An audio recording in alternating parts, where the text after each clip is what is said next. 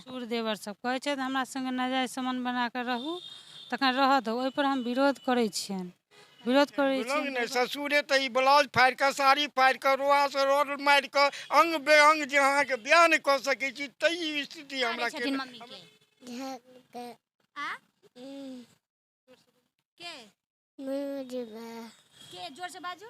मनोजबा मनोजबा आर दादाजी ई विवश आ मजबूर बाप के आँखक नोरक दर्द ई अहाँ सब गोटे देख सकै छियै जे कतेक ई दर्दसँ व्याकुल बाप छथि जे विधवा बेटीके एक तरफ दर्द छनि तऽ दोसर तरफ एहि बेटीके सासुरमे ससुर आर दियरके तरफसँ हवसके लेल प्रताड़ित कयल जाइए। बात नहीं मान रहल छै जाहि कारणसँ हिनका सासुरमे ससुरके द्वारा मारल जाइ छनि, पूरा देह हाथ फोड़ देल जाइए ससुर आ दियर के द्वारा। ई बाप एहि मजबूर बेटी के लऽ कऽ साँझ पहर रोड पर भटक रहल छथि न्याय दियाबे के लेल। अहाँ सब लोकनि विस्तार में एहि घटना के सुनी आ एगो शेयर कऽ कऽ हिनका बूढ़ बाप महेंद्र झा के न्याय दियाबी। पूरे देश के लेल कहब आ खास कर मिथिला के लेल कहब एहन कुकृत घटना जकरा हम बयान नहीं कऽ सकै छी, जकरा बयान करैत जे छै से ई मिथिला समाज में खराब लगैया। ई मिथिला समाज के लेल ई कुकृत घटना जे छै से बहुत ज़्यादा प्रभाव पड़तै, लेकिन किछु घटना के बयान करऽ पड़ै छै। अहाँ सबके बता दी जे हम कहबनि जे कनी ई बूढ़ बाबूजी के कनी फोकस देबै लए, जे बूढ़ बाबूजी के आँखक नोर देख सकै छियै जे बेटी के बियाह करै छथि तऽ ओहि दिन ई होइ छनि जे आइ हम बेटी के विवाह केलहुँ हैं, आइ कोन भार से हम उतरलहुँ हैं, लेकिन पुनः ओ बेटी के 4-5 साल के अंदर में ओ बेटी के विधवा रूप देखैत जे पिता लाल सिंदूर टिकली बिंदी लगा कऽ घर से विदा केलखिन, ओ घर में पुनः एकटा विधवा बेटी के ओ बाप के लेल कतेक ई बड़का का दुख भेल हेतनि से एक बापे बुझि सकै छथि। लेकिन ओकर बाद भी बेटी सुखी नहीं छथि। पति के खो देला के बाद छोट छोट दूटा बच्चा के बाद ओहि घर में जे छै से ससुर और दियर के साथ व्यवहार जे पति मरि गेलो तऽ तू हमरा साथ अवैध संबंध में रह, हिनकर सबके कहनाम छनि, हिनकर सबके आरोप छनि जे प्रभावती छथि आ विशेष जे छै से हिनकर देवर हिनकर ससुर तरफ से केना की कयल जाइ छै, मारे तक के जे या तो तू हमरा साथ एहन रिलेशन में रह तखने तोरा घर में रहे के अनुमति देबो, नहीं तो कोनो भी अधिकार नहीं देबो। विशेष हम हिनका से बात करै छी। कतऽ सासुर अछि? बिसोल नैहर कतऽ अछि? सिरुआ। की ओतऽ तरफ से देवर तरफ से ससुर तरफ से की कहि रहल छथि लाइक कि अगर मान लिअ विधवा भऽ गेलियै तऽ ओतऽ के अधिकार अछि ने, ओतऽ किया नहीं रहि रहल छै सासुर में? ओतऽ नहीं रह दै छथि। हमर किया? ससुर देवर सब कहै छथि हमरा संगे नाजायज संबंध बना कऽ रहू तखन रहऽ दो, ओहि पर हम विरोध करै छियनि। विरोध करै छियनि तऽ ओहि पर मारपीट हमरा संगे करै छै, बेरहमी से मारलेथ है, पूरा कलेजा में दाग ताग छै, ब्लाउज सब चीर देलेथ है।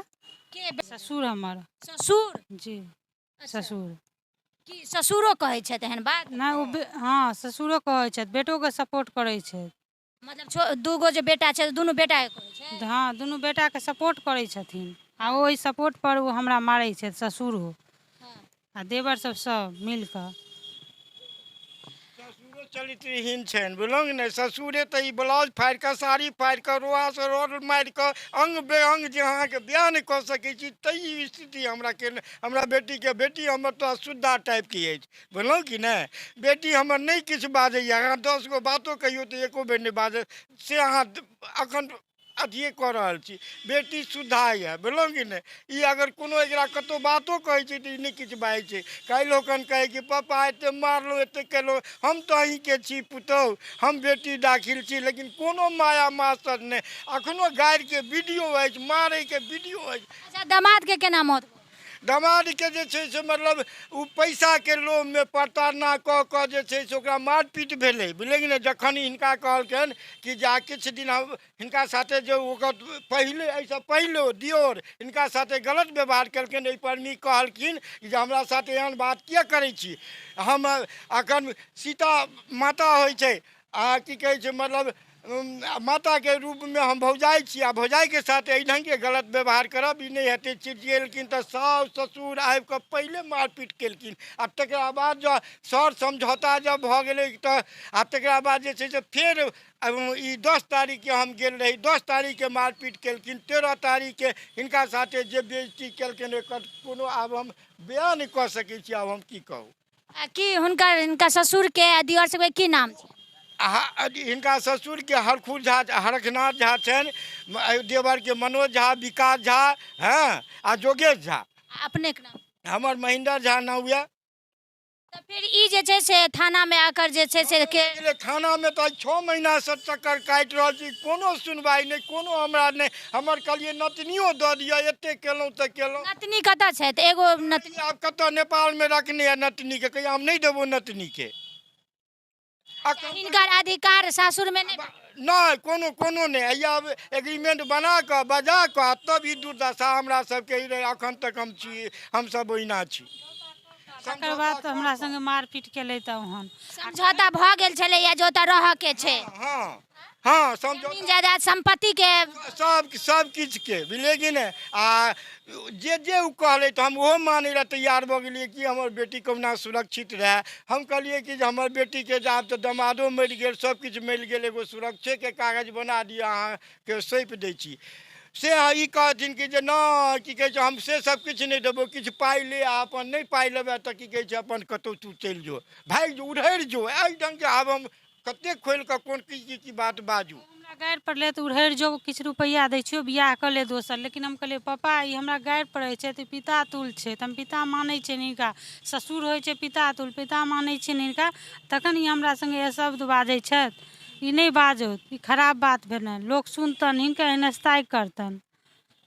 आ ई समाज के जे छै से ई कलंकित ई आदमी जे छथि मानसिक रूप से विकृत आदमी कहि सकै छी। एहन एहन आदमी जे छै से समाज के दूषित कऽ रहल छथि, जे हमरा समाज में एक तरफ पुनर्विवाह के जे छै से बढ़ावा नहीं देल जाइए। अगर बढ़ावा देल जाए तऽ किया नहीं ओ आदमी अपने ही घर में अपन बेटा साथ विवाह कऽ कऽ जे छै से ओ घर के जे इज्जत के राखि सकै छलथि है। लेकिन हम विवाह नहीं करब, लेकिन हिनका साथ दुष्कर्म जरूर करब और ओ हवस के जे छै से हम दुनू भाई आ बाप तीनों आदमी मिल के जे छै से हिनका साथ पूरा करब।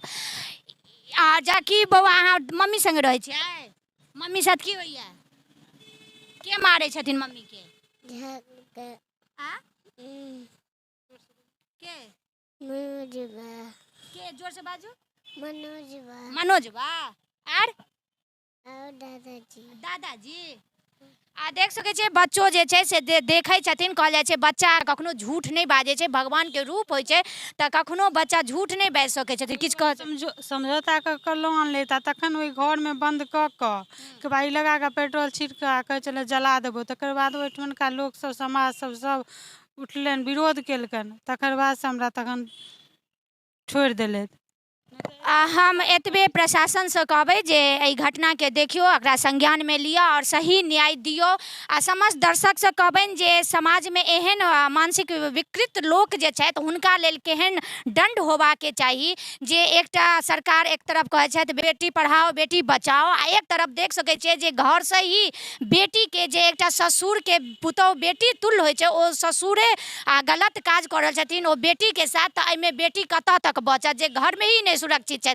तऽ हम प्रशासन से कहबनि जे हिनका जल्दी से जल्दी न्याय दियाबियो। आ समस्त दर्शक से कहबनि जे एहन टाइप के आदमी के की सजा होबे के चाही से कमेंट्स के जरिए से जरूर अहाँ सब अपन अपन राय दी।